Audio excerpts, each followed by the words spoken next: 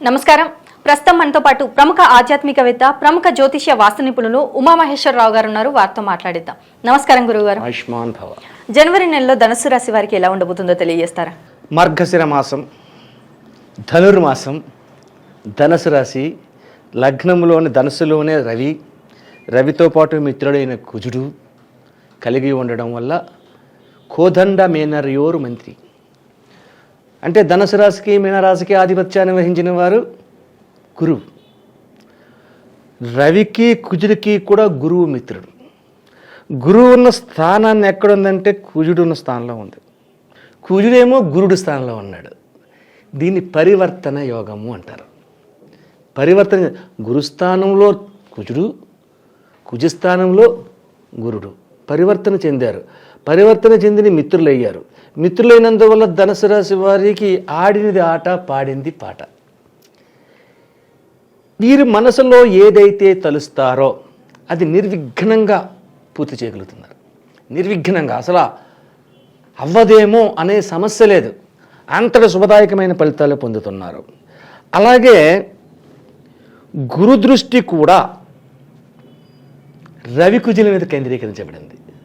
గురు దృష్టి 9వ దృష్టి, నవమ దృష్టితో చూస్తున్నాడు గురువు రవి కుజుల్ని. ఎప్పుడైతే చూస్తున్నాడో అది శుభ ఫలితం. ఊహించని సంఘటనలు, ఎవరూ కూడా ఊహించలేనటువంటి పరిణామాలు జరుగుతుంటాయి. శుభ ఫలితాలు నేను అంటే లాభదాయకమైన ఫలితాలు. ఏ వ్యాపారం చేసినా, అయితే ఎక్కువగా చెప్పాలంటే ఈ యొక్క చతుర్విధ ఫలప్రదాత గురువు. ఉద్యోగ రంగం ప్రథమాంది, నిలకడి అయిన ధనయోగం, సంఘ గౌరవ మర్యాద పలుకుబడులు, ఉన్నతమైన పదవులు, ఈ 4 గురువు అధిపతి అయ్యాడు. ఉద్యోగస్తుల పరిస్థితి ఎలాగుంది? వీళ్ళు ఏదో 10 రూపాయలు వస్తాలే అని అనుకున్నారు, కానీ 10 రూపాయలు రాలు, 1000 రూపాయలు వస్తాయి. ఇంకో 0 తిరిగిపోతాయి, 2-3 సున్నాలు పెరిగిపోతాయి అన్నమాట. అంతటి శుభదాయకమైన ఫలితాలు పొందుతున్నారు. అలాగే ఉద్యోగ రంగంలో ఉన్న వాళ్ళు ప్రతి వాడు కూడా ఎంతో కొంత ప్రమోషన్స్ లాంటి లాభ పొందడం అనేది ఇక్కడ పొందుతున్నారు. అలాగే నిలకడైన ధనయోగం అన్నారు. అక్కడ ధనం అనేది నిలకడ ఉండదు. ఒక గంట క్రితం నీ దగ్గర ఉంటే ఇంకో గంటలో నాకు ఇచ్చేస్తే నా దగ్గరకు వచ్చేసింది ధనం, నేను ఇంకొకరికి ఇచ్చేస్తాను. నిలకడ ఉండదు. కానీ ఇక్కడ వీళ్ళ దగ్గర ధనం నిలిచిపోద్ది. ఈ నెలలో వీళ్ళు ఖర్చు పెట్టే తక్కువ, ఆదాయం ఎక్కువ. ఖర్చు అవ్వట్లేదు, ఆదాయం మాత్రం వస్తుంది.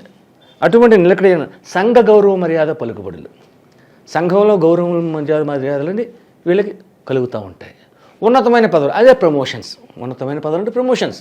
పదవి అంటే సీఎం పిఎం అని కాదు, ప్రమోషన్స్ పొందడం. అటువంటివన్నీ కూడా ఈ యొక్క ధనుస్సు రాశి వారికి లాభదాయకమైన పరిస్థితులు ఉన్నాయి.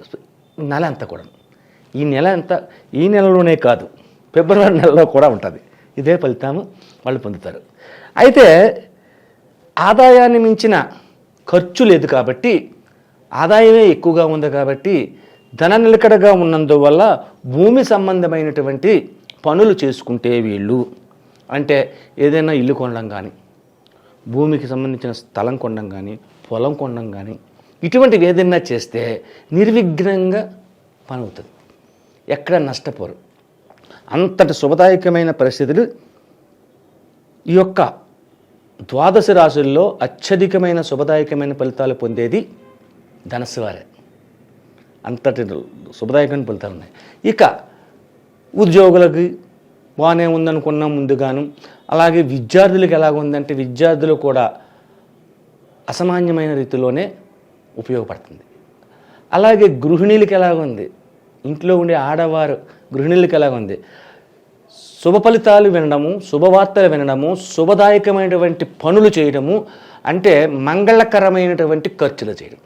మంగళకరమైన ఖర్చులు అంటే పూజలు, వ్రతాలు, నిష్టలతో కలిగినటువంటి ఇవన్నీ చేయడం వల్ల అత్యంతమైన శుభదాయకమైన ఫలితములు గురుగ్రహం ద్వారా, రవి కుజుని ద్వారా.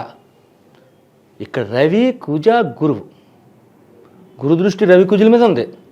అత్యధిక శుభదాయకమైన ఫలితాలు పొందుతున్నారు అనడానికి ఏ విధమైనటువంటి ఆలోచన చేయక్కలని చెప్పచ్చు. అన్ని రాశులలో కంట ఎక్కువ ఫలితాన్ని ఇచ్చేది ధనస్సు రాశి ఈ నెలలో. ఎందుకంటే ధనుర్మాసము, రవి అక్కడే ఉన్నాడు, రవితో పాటు కుజుడు ఉన్నాడు. ఇది చాలకుండా గురు దృష్టి రవి కుజుల మీద పడిపోయింది. అదే లగ్నమైంది, ఉదయకాలంలో లగ్నమైంది కదా. ఈ 1వ తారీఖు నాడు ఉదయకాలంలో ఏ లగ్నం అంటే ధనుర్లగ్నమే. సూర్యుడు ఉదయించిన వెంటనే ఏ లగ్నంలోకి వచ్చాడు? ధనుర్లగ్నంలోకి వచ్చాడు. అంతటి శుభదాయకమైన ఫలితాలు ఈ రాశి వారు పొందుతున్నారు. మరి విద్యార్థులకు ఎలా ఉండబోతుంది? విద్యార్థులు కూడా అసామాన్యమైన ఫలితాలే పొందుతున్నారు. ఆరోగ్య విషయంలోని, విద్య విషయంలోని, రాజకీయ రంగంలోని, అన్ని రంగాల్లోని శుభదాయకమైన ఫలితాలు ఈ రాశి వారికి ఈ నెలంతా కూడా ఉంటుంది. ఈ నెలలో ఈ రాశి వారు చేయవలసిన పరిహారాలు కూడా ఉంటాయి. పరిహారాలు చేయాలి. ఏ విధమైన పరిహారాలు చేస్తే ఈ రాశి వారికి గురుతత్వాన్ని పొందుతారు? గురు దత్తాత్రేయుడు ఉంటారు, సాయిబాబా గుడిలో ఉంటాడు. దత్తాత్రేయ స్వామిని ప్రతిరోజు కూడా దత్తాత్రేయ స్వామికి అభిషేకం చేయించాలి, పాలాభిషేకం ప్రతిరోజు. ఈ 4 రోజులు. ధనుర్మాసం అంటే మామూలుది కాదు, విష్ణు సంబంధమైనది. దత్తాత్రేయుడు కూడా విష్ణు సంబంధమైన వాడు కాబట్టి దత్తాత్రేయ స్వామికి పూజలు చేయించాలి, అభిషేకాలు చేయించాలి ప్రతిరోజు. ఒక గుడిలోకి వెళ్ళి, సాయిబాబా గుడిలోనే ఉంది, ఇక్కడ మన శాతవాహన్ నగర్లో సాయిబాబా గుడి ఉంది, శివాలయం ఉంది, ఉమామహేశ్వర ఆలయం. ఉమామహేశ్వర ఆలయం గురు దత్తాత్రేయుడు ఉన్నాడు. గురు దత్తాత్రేయుడి దగ్గరికి వెళ్ళి అక్కడ నెలకే టికెట్ 50 రూపాయలు లేకపోతే 60 రూపాయలు.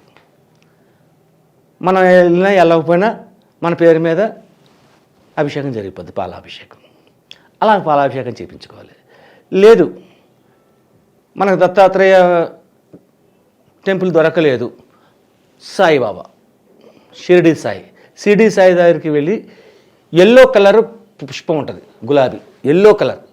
ఆ ఎల్లో కలర్ పుష్పం పట్టుకెళ్ళడం, కొంచెం పాలకోవా ఓ 1/4 కిలో తీసుకెళ్ళడం, ఆ పుష్పాన్ని ఇచ్చి ఆ పాలకోవాన్ని నివేదన చేయించి అక్కడ ఉన్న భక్తులకు ఆ పాలకోవాన్ని పంచడం.